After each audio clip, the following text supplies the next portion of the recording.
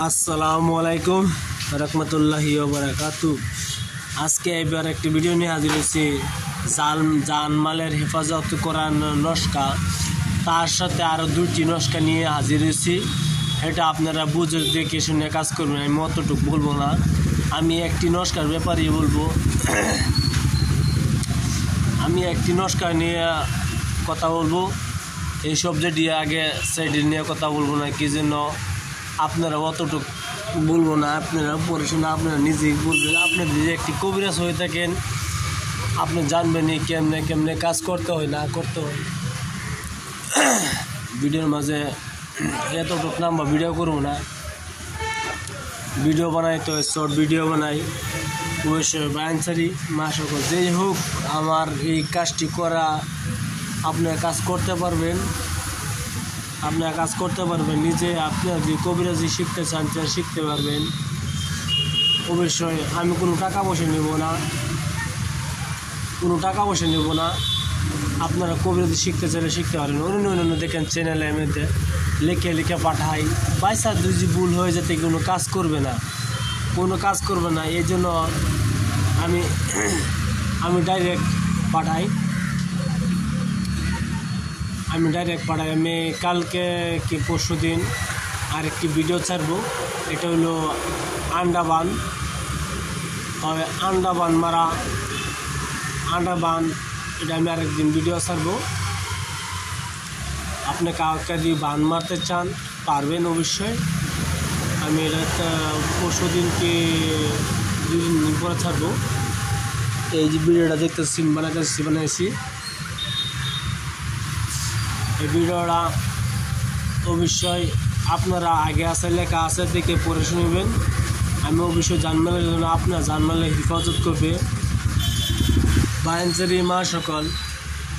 এই যে নস্কাটি দেখতেছেন, এই নস্কাটি অবশ্যই গলায় ধারণ করবে ইনশাল্লাহ।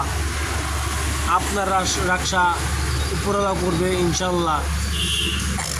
জানমালের হেফাজত করা নস্কা বায়ানসারি, এই সুলাইমানি কিতাবে কোনো ভুল ধারণা নাই।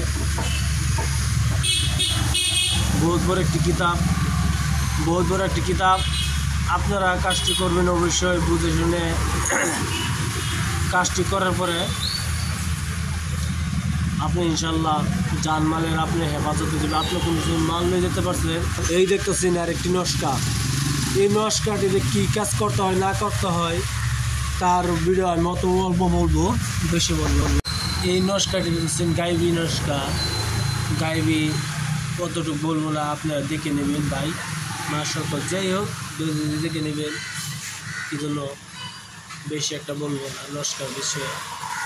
কি জন্য আগে যে নস্কা দিয়েছি সেই নস্কা দিয়ে অল্প বলছি, কিন্তু আমি একটি নস্কা ছাড়ি একটি কাছে বলি। এই দেখছেন একটি নস্কা মাল হেফাজত নস্কা তকদির দেখতেছেন। আজকে গলাটা কিছু খারাপ, আমার গলার সাউন্ডটা কিছু খারাপ হয়েছে, সত্যি শরীরটা ভালো না। এই জন্য আমি একটি ব্যাপারে বলতেছি, আপনারা অবশ্যই সঠিকভাবে কাজ করবেন। অবশ্যই একটি কথা, পাক পবিত্র হিসেবে নস্কাটি লিখতে হবে। পাক পবিত্র হিসেবে বসে নস্কাটি লিখবেন। অবশ্যই নস্কার লেখার নিয়ম নাই, নস্কার লেখার নিয়ম আপনারা আপনি দিয়ে একটু তান্ত্রিক হয়ে থাকেন, একটা ভালো দিন টুটি হয় আপনারা জানতেছেন।